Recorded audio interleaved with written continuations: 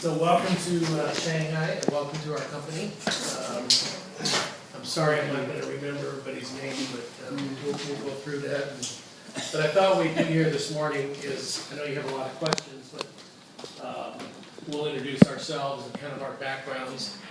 And then maybe each of you can tell us a little bit about yourself, so we kind of get to know you a little bit. And then, I don't know how much you know about China. Did you study China a lot already? Well, a little bit. You know, they've done some what they call pest analysis. We did a brief one of China, but basically we're visiting Beijing and Shanghai, Okay. in mainland China. Tomorrow we leave for Taipei, and then we go wind up in Hong Kong. So they get to see Okay. you know, those four different types of China. So yeah, that's. Okay, got it. So what Hefner's going to take us through just an outline of China, you know, what's going on here, what's happening with buying power, and why those kind of things are Great. bringing people over to China. And then we'll talk a little bit, Jeff will take you through our business that we formed here in China, which is called MK Foods. Okay. And then we'll open it up for questions, and I know you gave us some pre-questions, but Just some ideas. Yeah. we just have a discussion. And That's the way to do it. very glad to have you all here. We look forward to the next couple of hours, and then we made arrangements to have lunch at it's a Shanghaiese food? Yes. Shanghaiese food. So hopefully you've been enjoying Asian food while you've been here. It's better to eat Asian than Western when you're here. That's what I found. I've been very proud of them. The other groups I have brought have had the Asian McDonald's and things like this, you know. Once in a while you gotta do that. I just said, hey guys, you're only here for 2 weeks. It's great food, Yeah.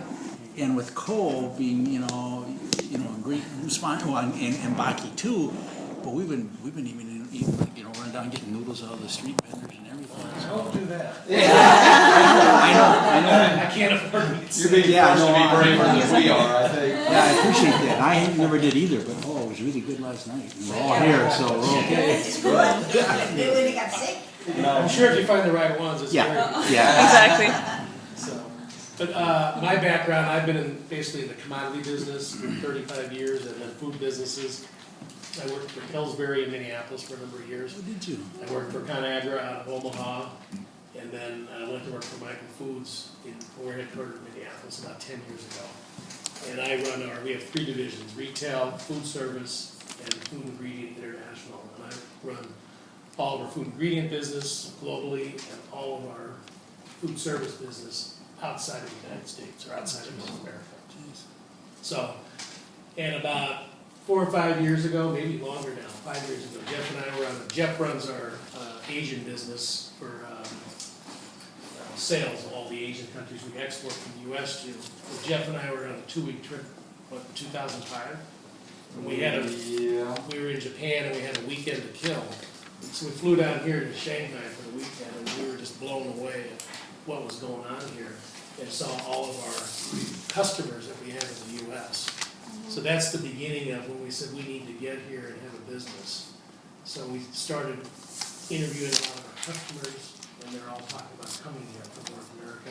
At the same time, we were looking for a partner who we found, and Jeff will give you a little more detail on who they are, but they're a Chicago-based meat company, and they basically follow McDonald's around the world. So they're our partner, and they've been in China for 20 years, but Jeff will get into those details. Great.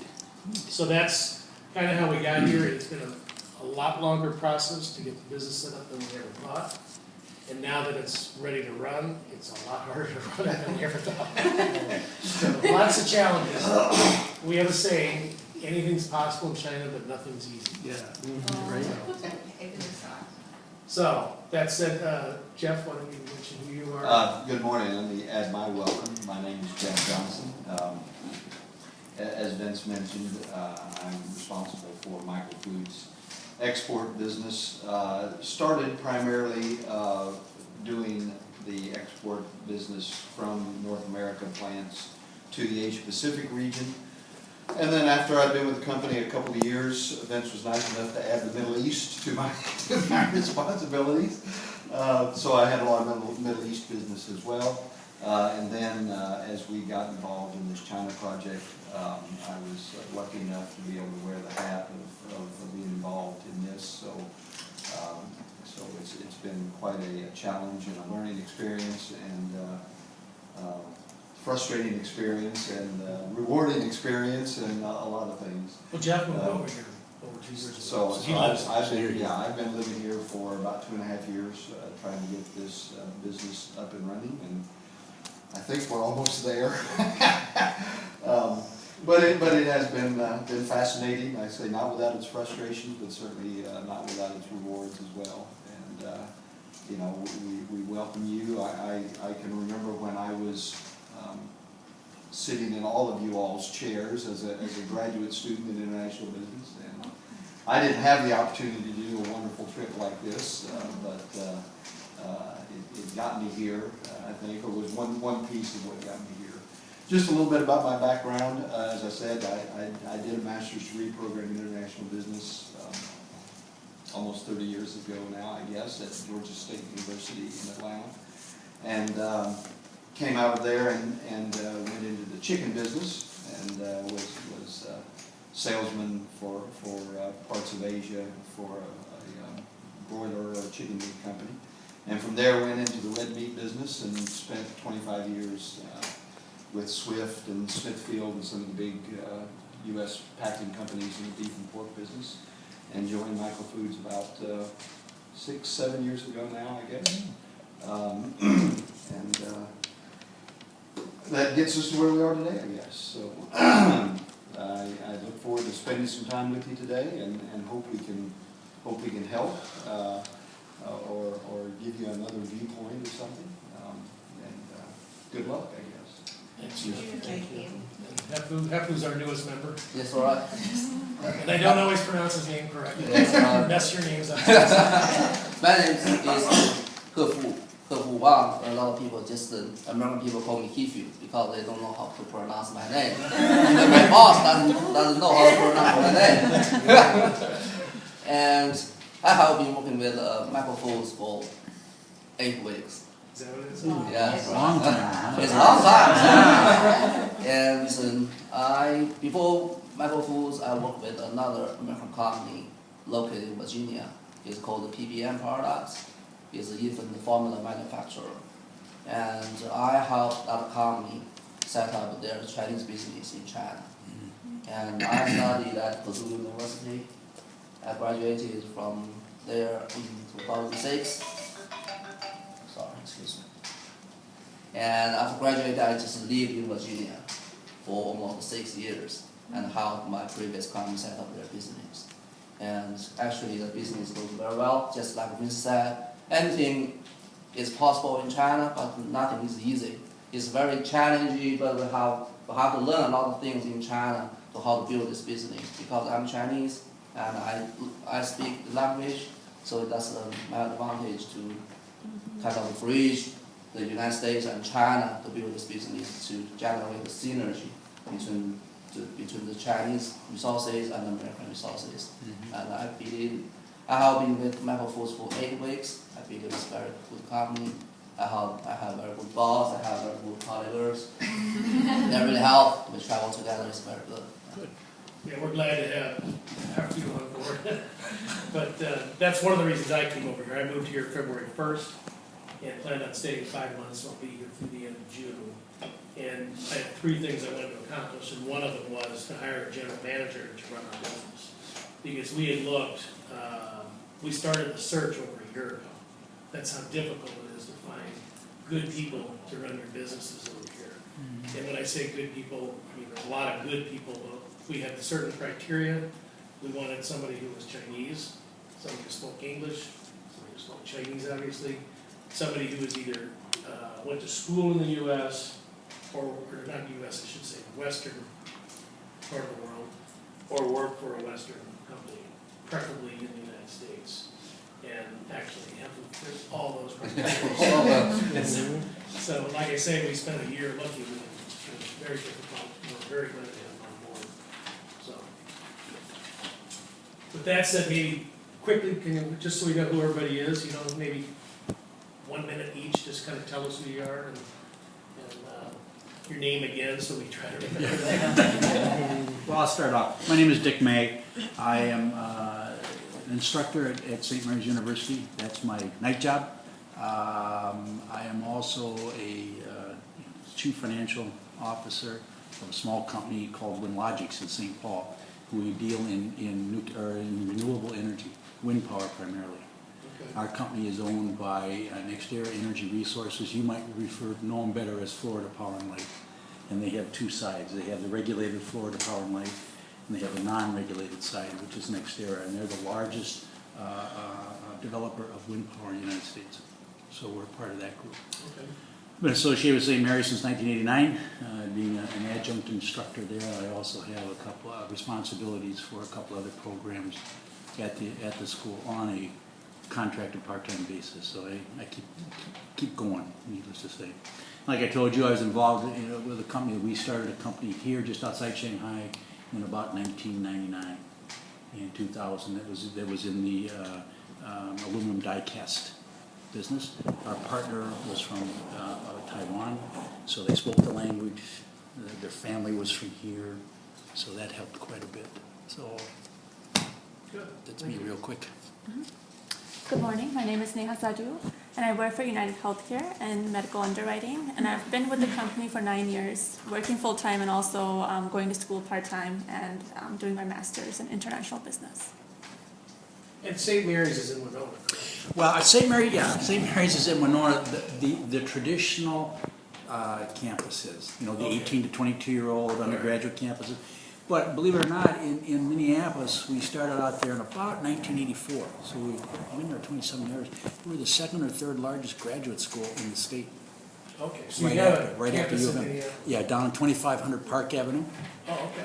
And then we also, we have a campus there, a main campus there.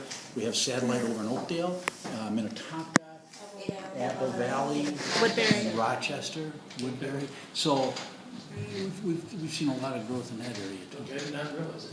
Yeah. Most people, if it's not St. Mary's in Winona, it must be St. Mary's, the nursing school associated with the hospital. That's the two everybody associates us with.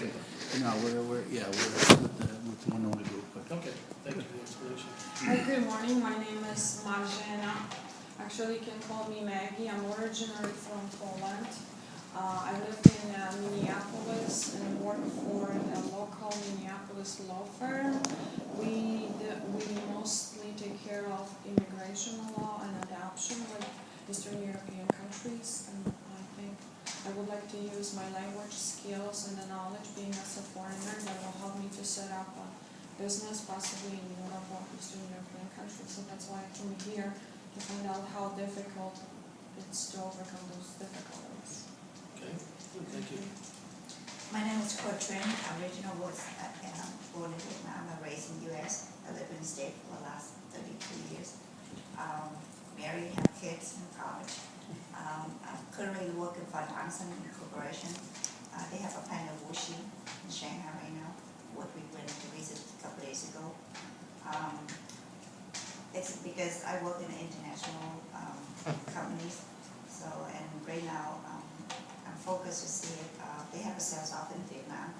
So hopefully by the time I'm done with my program, hopefully I would get some kind of more ahead of time to go to Vietnam to work, because I speak the language, can read and write both. And I also have medical interpreters and legal interpreters in state Minnesota too. So hopefully that's my advantage to go back to Vietnam to work. So hopefully that's my dream to be looking forward. My name is Mahmoud. I spell Mahmoud. Mahmoud. I'm originally from Sierra Leone. I've been living in the state for almost 10 years now. I'm part of the MBA/MIB program in St. Mary's. I currently work for Allianz Life, a German company. I have a diverse experience in the financial industry. I've been an advisor, a broker, financial analyst.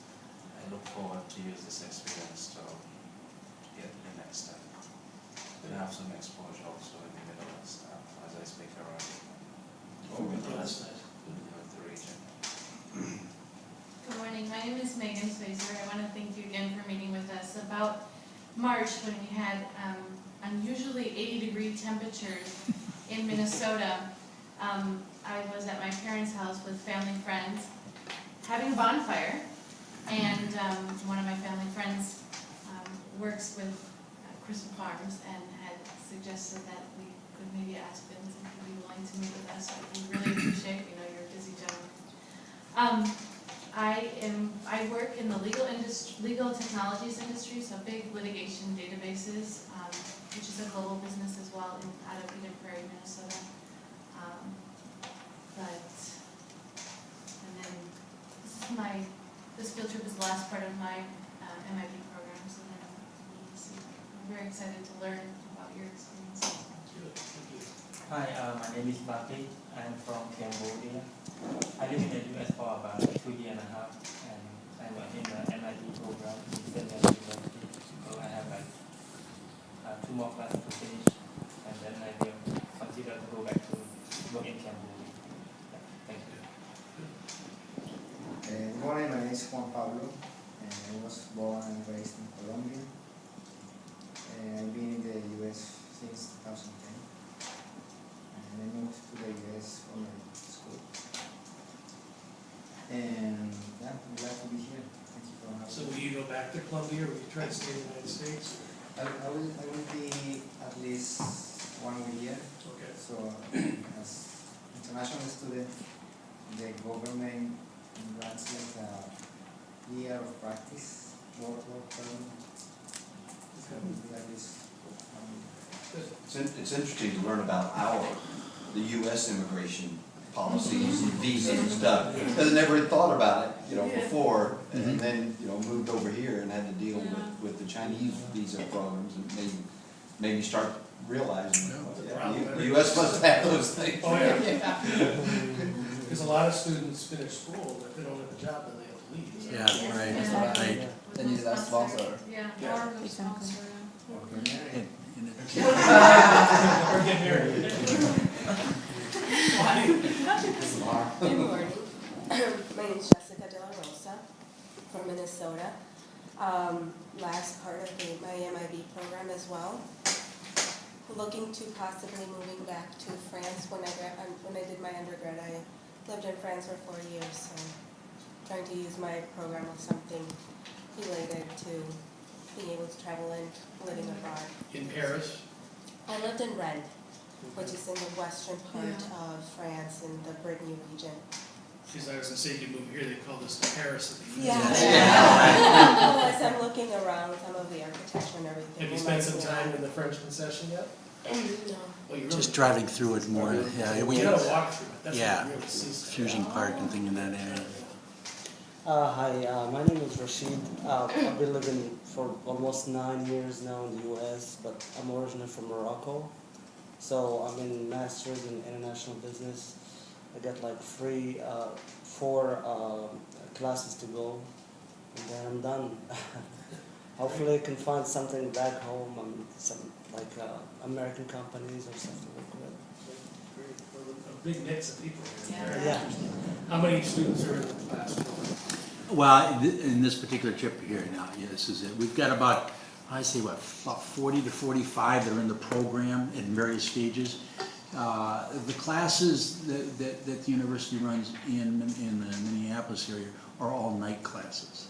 So even we do have a bachelor's completion program, and again, for those who have a 2-year degree that want to complete and get a BS degree, that's all at night. So it varies, you go up and down. With the economy the way it is, our census down a little bit, as everybody can imagine. Right. And so we're impacted as much as anybody by that. But it goes up and down. And then the international business program itself was a separate entity, and as like Mohammed points out, he's in an MBA, which now is adding. Everybody wants an MBA. It seems like that's the 3 word, and so then there's different tracks. And so the one track, I think what they're moving towards is adding an MIB track to an MIB or to an MBA. So you got finance, accounting, but everybody's got the MBA. Right. I'll reserve comment on that, as you well know. Yeah. I think I had to take a survey online about a month ago. I think it was something to do with Governor Dayton's trip that he's going over. Did you guys do that survey? I thought I said St. Mary's graduate students put it together. They may have, it would have been a different group, it would have been more in the MBA program. I believe, if I'm not mistaken, we are going to be, the school is going to be a part of that tour, or that coming over this Really? next time, yeah. Some They're announcing representative. this week who's all. The I delegate. wasn't supposed to say I was part of it. I said, well, big Oh. It's not gonna get packed, it doesn't make any difference. Yeah, that's what I heard. I think that there are some people, I think from the Henderson Institute, is coming, isn't that, you probably know better than I do, but I think that's right. Yeah, at this point, I have no idea who's coming except Yeah. Governor Deaton, so Yeah. we'll figure it out. So, great, thank you very much, everybody, that helps us bring our mind up. Hefley's gonna take us through just about China, some of the statistics that we see going on and why it's an exciting country to try to think about building a business here. So, okay, welcome again, and I'm very glad to just make a brief introduction about China, and just the kind of things we need to get a quick glimpse into China, and talk about Chinese population and economics a little bit, and also consumption, how to consumers, just the general ideas to provide to you. And here's quick glance at China. Here's the Great Wall. I believe you have been there. Yeah. Here's the territory. Actually, China shapes look like a lot of Chinese people call it like a rooster. Just the shape like a rooster. It's just usually China more like a maple, like a maple trees, because that's out Mongolia, still part of China. That time is like we call it maple. So maybe 60 years ago, now just become rooster. I haven't heard that. So from vegetables, from the animal. So the territory of China is about 9.6 million square kilometers. It's the third largest country in the world. And in terms of population, China is of course the largest biggest country in the world. And in China we have 23 provinces, 5 autonomous regions, 4 cities directly under the central government, and such as Beijing, Shanghai, Tianjin, and Chongqing. And Chongqing is located right in the middle. Here is the right in the middle. Most people don't know it, but that area has probably the most people in the country, right? Yes, right. Actually, it's the largest city in China. It's like the size just like the province. It's like 30 million people or something. It's huge. And that's Chongqing, and then what? You can read the 100 news. miles away or something is Chengdu, which is another 15 or 20 million people. So that section of the country is the Yes, most the popular. populous. That's right. And if you read news, you can see recently a lot of news about Chongqing. Right. Yes, the party secretary has been arrested. Something happened. His wife was accused of murdering him. Yes, right. Has that been in the paper in the U.S.? No, not that I know of. Yeah, it's been Has it? kind of an interesting story to follow over here. Just maybe 1 month ago. Mr. Bo Shidara. That's right. And then the other one was this blind, Yes, But that's, of course, He yeah. has been all the way down. that one hasn't been in the paper here, according to you. Yeah. You got to read it outside of the. Yeah. I see, yeah, right. Yes, and CNN. The day before CNN every yesterday. day. Yeah. Yeah. They were talking to politics this morning. Yeah. Well, when the story first broke, CNN blocks, is told to block out. Oh, really? So a lot of time I'll be watching CNN, the screen goes black. There's a story on China.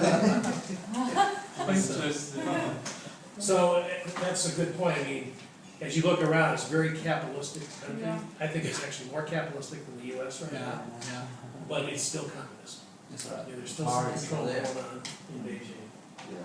So we also have 2 special administrative regions. It's called Hong Kong and Macau. It's used to colonies from the UK and Portugal.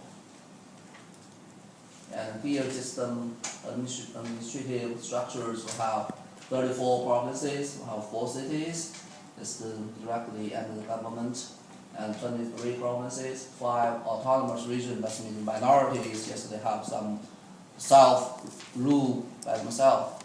It's what I call Hong Kong, Macau, and Taiwan. Just that part, mainland China doesn't rule Taiwan, but of according to the constitution, Taiwan is part of China. But also in the same time, according to Taiwan's constitution, mainland is a part of China. Just they have different name. In mainland we call People's Republic of China. Taiwan official name is Republic of China. So according to the constitution, we are still the same country with government. But Just a minute, because my visa says Republic of China to Taiwan, so I was wondering if it's the right one I got or. Now I'm sure. It's the right one. No, you can't go to the group. You got in, right? We don't need to go through every detail, but you can just see how it's yes, that's structured. You can see that China has been well controlled, tightly controlled. They have very provinces, cities, towns, even want to control the street. So that's very easy for the government to mobilize the people in China. Even sometimes 2003, for example, when SARS happened in China, so all the cities, the street communities has been mobilized just to make sure everybody stay at home, don't go outside, don't travel, stay at home. If you got some strangers come into this community, they will report to the police. So that people needed to move to hospital first, then move back home. So it's just a very controlled and tightly controlled actually. Here's usually we talk about China. We usually talk about 5 cities. It's just epitomize the China. Just give some. First is Beijing, is the capital. You have been there. Shanghai is the financial centers. Is the very Western capitalist. Guangzhou is in the south, down the south. Is the south gate of China. Has a lot of industrial and small and medium enterprises. And also we have the Chengdu, as mentioned before, is another and a very beautiful city. The food is very spicy there. And in the middle, called Wuhan, is as an inland transportation hub, is located along the Yangtze River. The population. Yeah, population in terms of size, I mean China is the biggest country in the world in terms of the population. And you see that in the southeast we have more population. The population density is very high. In the west is almost desert and no one live there. Just some is very scarcely scattered people there. So usually when we talk about China, if you want to do business in China, you usually go to the southeast China because the people, more people, and people are richer in this part of China. And when people come here to do business, they mainly talk about, okay, we're going to start in the first tier cities, and there's second tier and third tier. Yeah. And, for example, Yum Brands has been very successful in China. They started in the first tier cities, but they're now into the third tier and maybe even the hinterlands. So eventually you have to get everything else if you're going to be successful. I always love when you meet a Chinese person, you say where you're from. Oh, we're from a small village.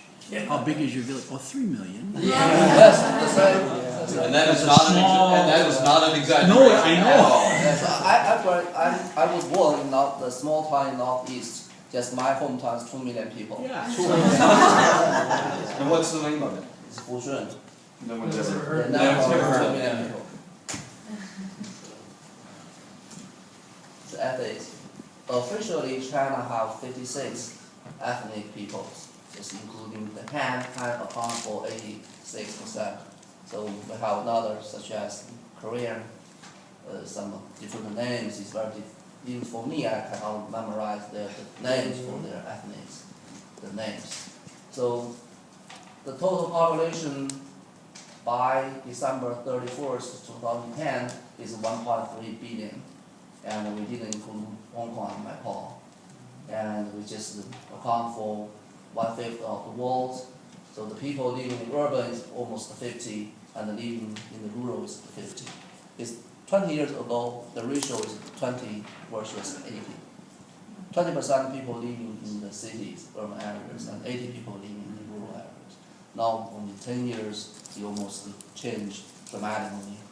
Just a lot of people live in the city now. So the age distribution, just a little chart. So China has a family planning policy, the one-child policy. So the people, generally speaking, Chinese are becoming older. So we have see a lot of the percentage for the old people more than 50 years ago. More than 50 years old, it's just the percentage become higher. I think I read or heard a statistic that in either late 2010 or early 2011, China's the working population hit the peak. In other words, people who can work is on the decline at this point. And one of the problems, you correct me if I'm wrong about the one-child policy, but there's been a lot of discussion, at least that I've read, that maybe they should let people have 2 children. Yeah, but there's some concern that the people in the cities who are educated will not have 2 children, and it'll be more of the rural people. The population will continue to go rural. Yeah. Is that right? Yes, actually, a lot of for land guys, Mr. Chen, I think a lot of misunderstandings between China and the Western countries. The family planning or one-child policy is enforced within the people who work for the government. For me, I can have 2, 3, 5, whatever. That's only for the people who work for the government. You have to pay more though, don't you, to help pay for the education? Well, I understood if you had more than 1 child and there was a fine, Yes. you had to pay the government for the extra cost of your extra child. Yes, right. That's what I understood. Yes, that's true, that's Yeah. true. So if you had a second child, it's not illegal, but it would cost you more money. Sometimes true, sometimes not, depending the relations.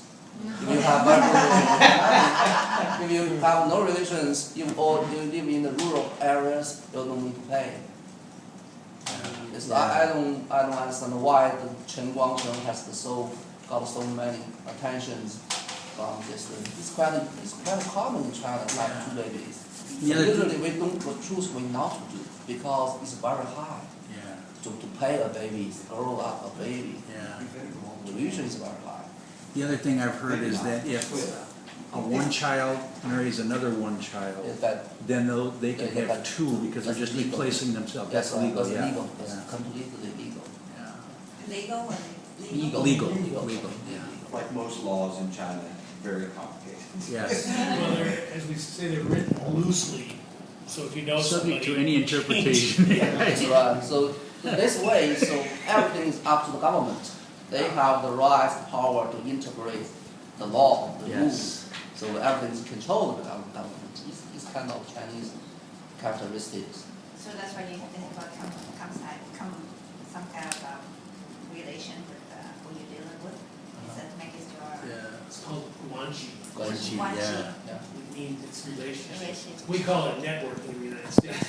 So it's even more than networking. If you do somebody a favor, they know you're gonna come back at some point and ask for a favor. You don't know when. It could be any day.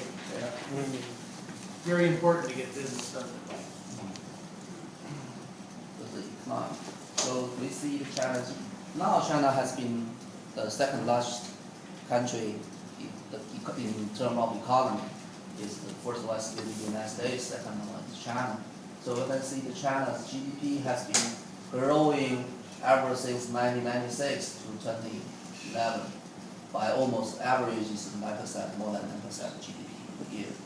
So I read articles that China in 2025, China is going to overtake the United States as the largest economy in the world. The consumption here's income distribution so similar pattern as the population side. That's the people living in the southeast has more money and more disposable income than the people living in the northwest.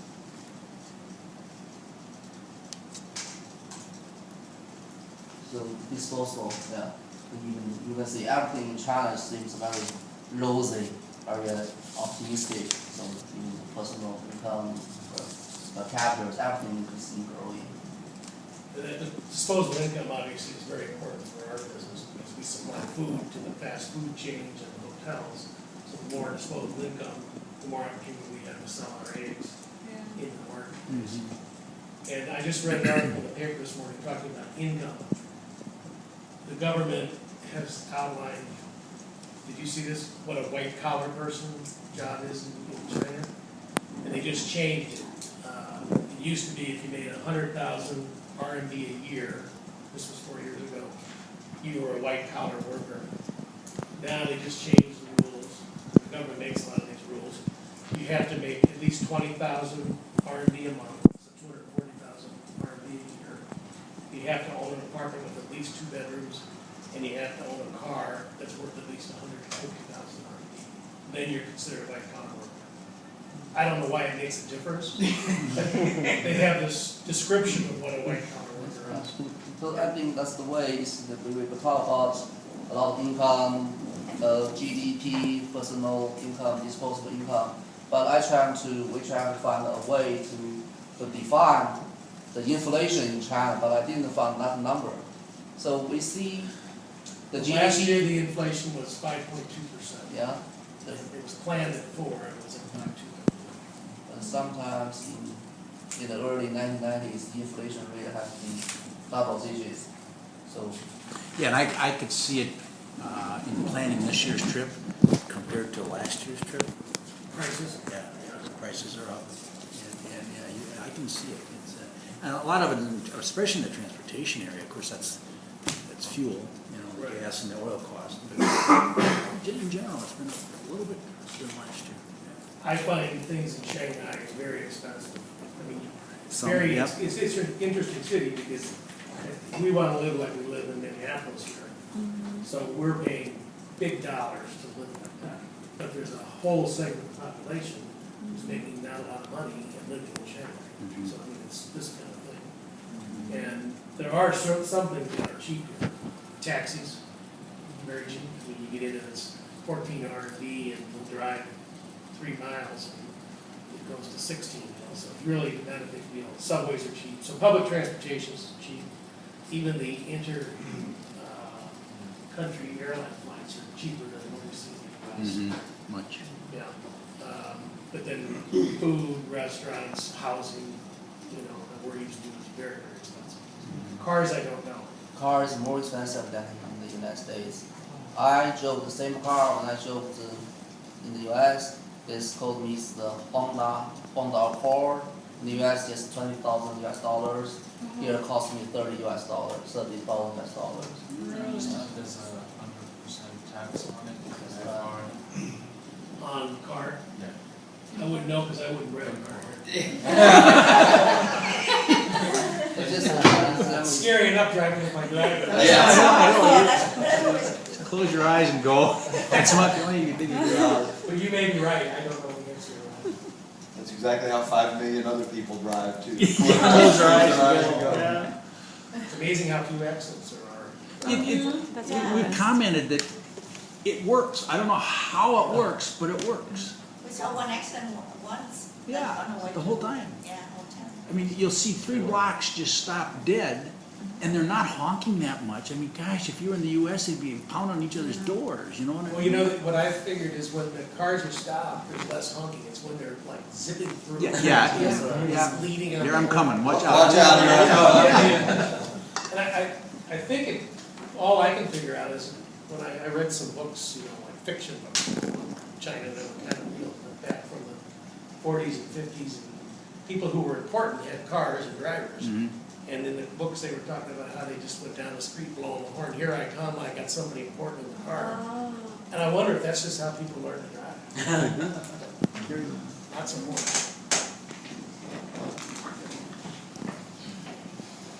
You'll also see another beautiful curve for Chinese retail sales of consumer goods. So everything is becoming better and better in China. You can see just almost double, it's not double, it's almost 10 times or even 20 times than in terms of retail sales, higher than just 1978 is actually the year China adopted open door policy reform is the first year of 1978.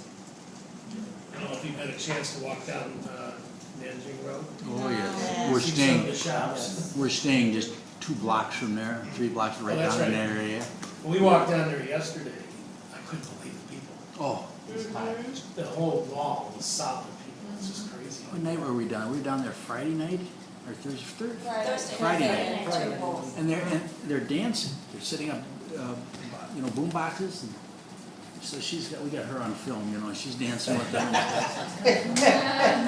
She did very well too. If you walk early in the morning, you see all the people exercising. Yes. They have the swords and doing their Tai Chi and all that, so. But this is really important, I think, in terms of, the Chinese government really trying to build a domestic consumer-driven economy so that they don't just rely on exports.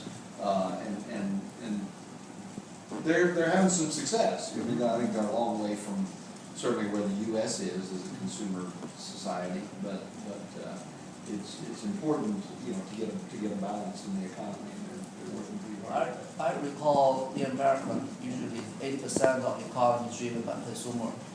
But in China, it's still less than 50%. So still over 50% by investment. The government spend money to boost the economy.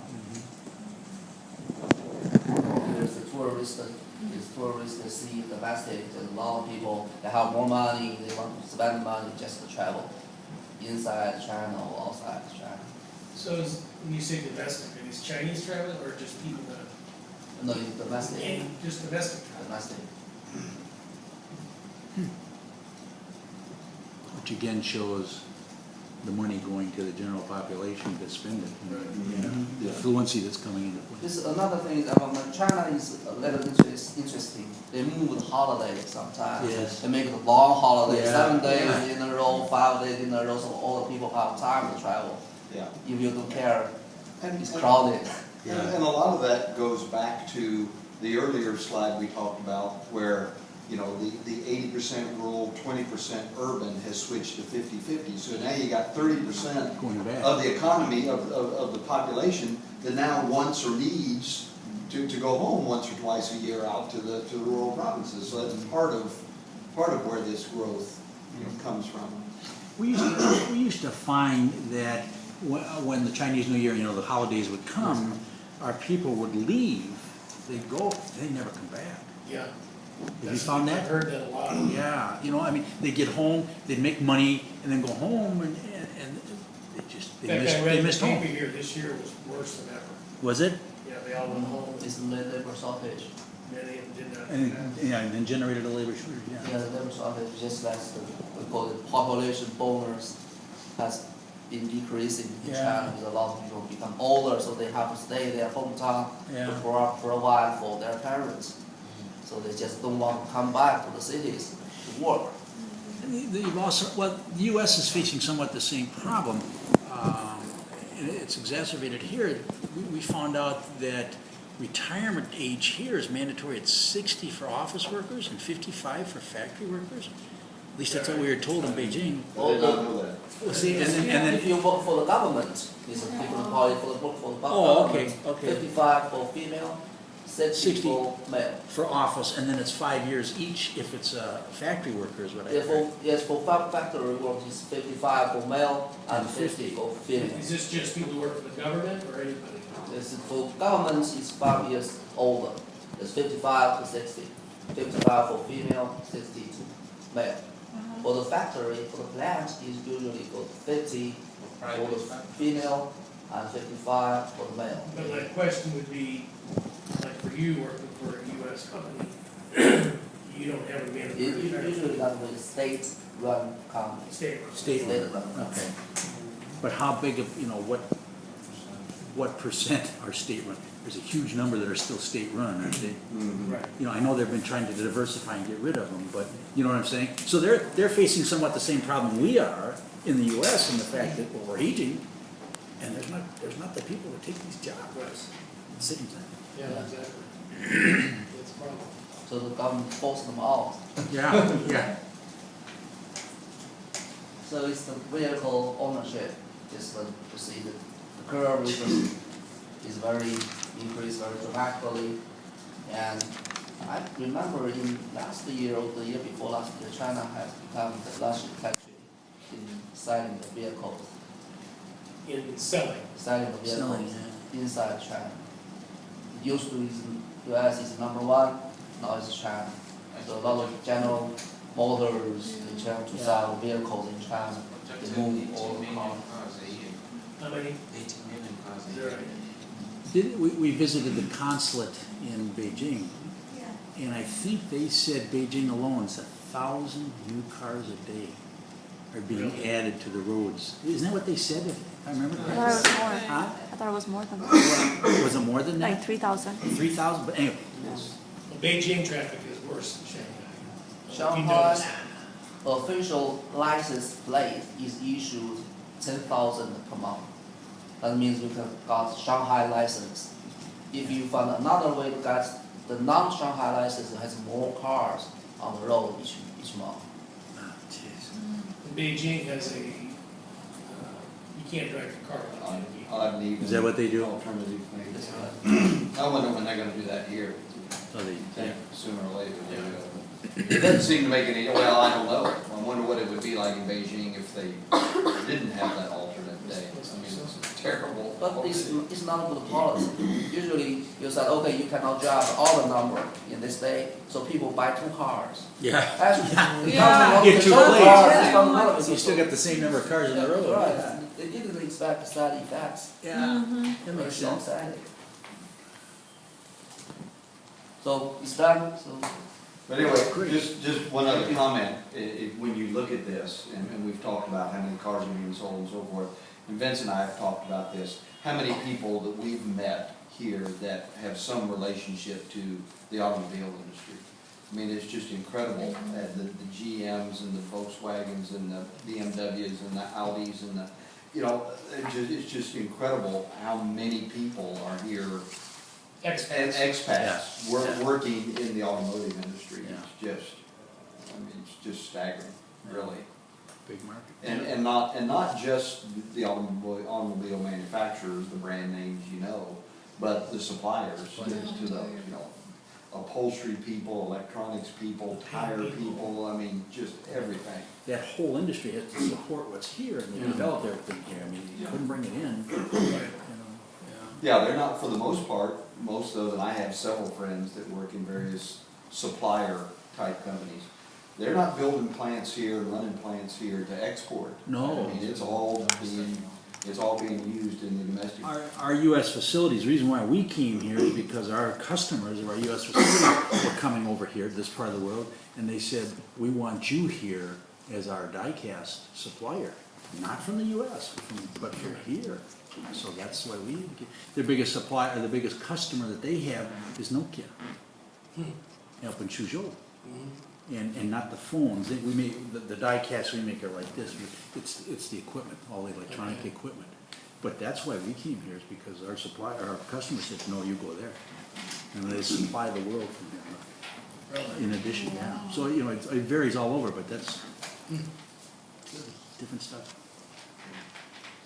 Okay. Take us quickly through Yeah, what so we're doing here and switch gears just a little bit and tell you about our business here in China. The name of the official name of the company you see up in the left corner is Longfang Mai Ke Shupin Gongse, and that's about as good as my Mandarin gets. So don't expect much more. MK Foods is what we call it. Interestingly, when we were sort of choosing the name, our Chinese colleagues suggested that we use, and I don't know which Chinese character it is up there at the top, but the one for the M, or Mai, they said that has a lot of prestige in China because it's the same Chinese character that both McDonald's and Michael Jordan use in their brands here in China. So they said that'll look good. because Chinese like Western brands, right? They want to be associated with Western brands. Mhm. Is that correct? So quickly, MK Foods is egg processing. I guess I assumed you knew that, but maybe I'm not sure you you all have. did. No, okay. Because we went on, you know, we've been going online. I said, go on and find out stuff. And we didn't see any mention of China operations. Maybe we missed it on the It may website. not be on Michael Foods' website. No, it's not, that I've seen, or I can see it. Yeah,